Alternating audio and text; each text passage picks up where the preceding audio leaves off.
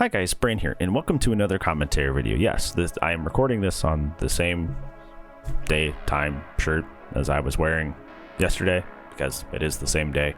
I don't know. The whole point of the green screen going away is so I can just do commentary videos whenever I feel like talking about things. And guess what?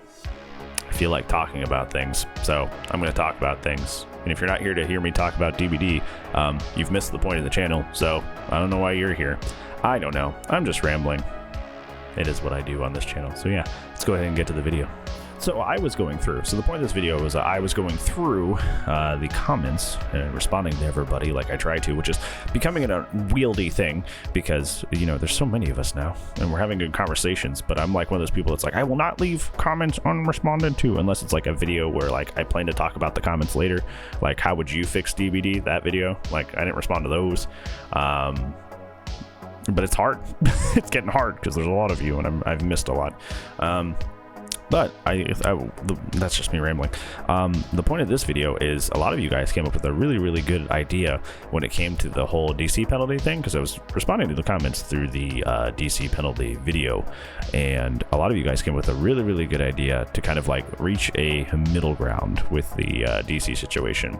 Because the whole problem with like the DC penalty argument is not that people don't want the DC penalty, it's that the fact that it's not that people do actually want a DC penalty. It's not that people want a DC penalty. It's that when people DC in a game, the experience that comes after that is like objectively miserable. Nobody likes being in a game after somebody DC'd. It's essentially just like a death sentence. Like after somebody disconnects from a game, you're hosed. Like you are doomed to have a bad game unless the killer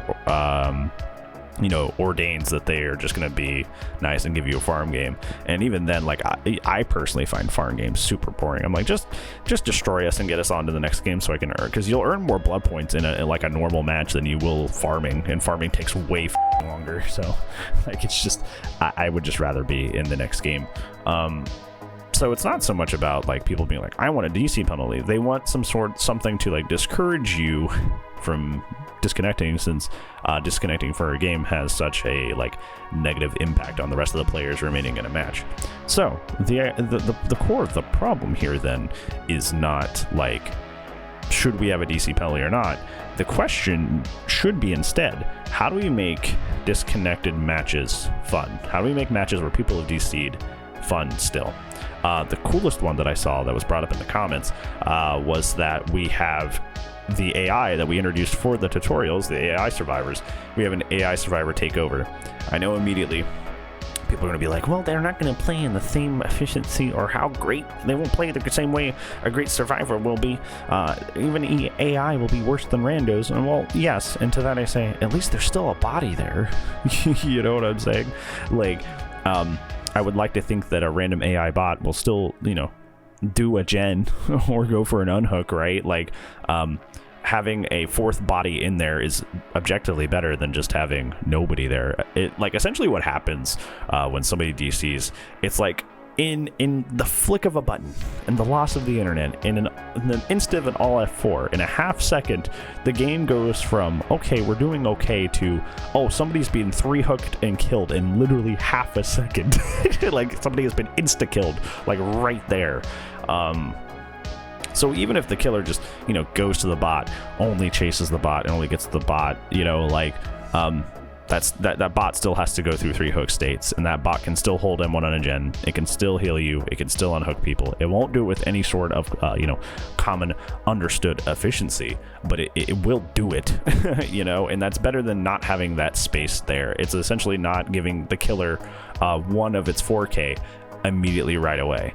That just, it is objectively more helpful than just not having a body there. So it is just, I think it's the direction they should go, and they should definitely try to implement that the best they can, literally the best they can. Other people tried to talk about this idea of like, marking when somebody had DC'd often or DC'd frequently. And I think it's just ultimately just like really problematic.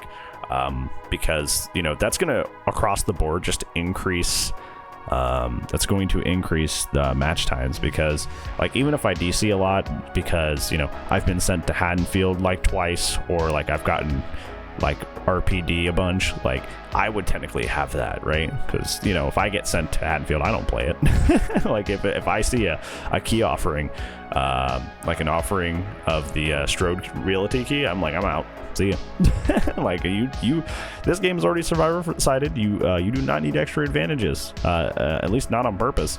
So goodbye. You know, so, you know, I would technically have a DC, you know, mark on my profile or whatever, and it's for totally understandable reasons. You know, there'll be a lot of like, you know, bigger content creators that would, you know, who are having their matches held hostage by hackers, who would have like that on their profile. Like essentially, like in theory, you know, like you want to have that, but in practice it just wouldn't work. But then again, that still comes back to this idea that we had earlier of like, if playing in a match with the DC wasn't so miserable, you wouldn't want to like punish people who DC so badly. You know, you just need to make that experience for the people who stay in the match a whole lot better, and then nobody will ever want any of these things. So the other thing that people brought up was, you know, make that more worthwhile, because currently your reward for being in a DC'd match is not high enough. There's really not a whole lot of reward involved or incentive to stay in a match, even though they do have mechanisms in the game for that. They're not too great. It doesn't account for having a straight up miserable game. So you could also do more to add more blood points or more incentives in general to stay in a match where there's been a DC. That way, you know, even if it is suffering, you know, you get more out of it, so it's not as much of a bad situation. Okay, I think that's gonna be it for this video. I just wanted to do a little follow-up on that, because I thought there was a lot of good ideas and stuff that I wanted to talk about, more than just, you know, putting it in the comment section or having it lost in the comment section. I wanted to have a whole video about it. So yeah, I'm going to go ahead and close the video here. If you liked it, make sure you do the likey like down here, because that's how we have more friendos that have more of those wonderful discussions that spawned this video. If you want to support me, the best way to do that is the Subaroni, because I do upload daily, and if you want to see more of my commentary content, that is the best way to do that. So yeah, I don't have anything else for you. I hope you have a good rest of your day, friendo, and if I don't see you in the next video, I'll see you when I see you, bud. Goodbye.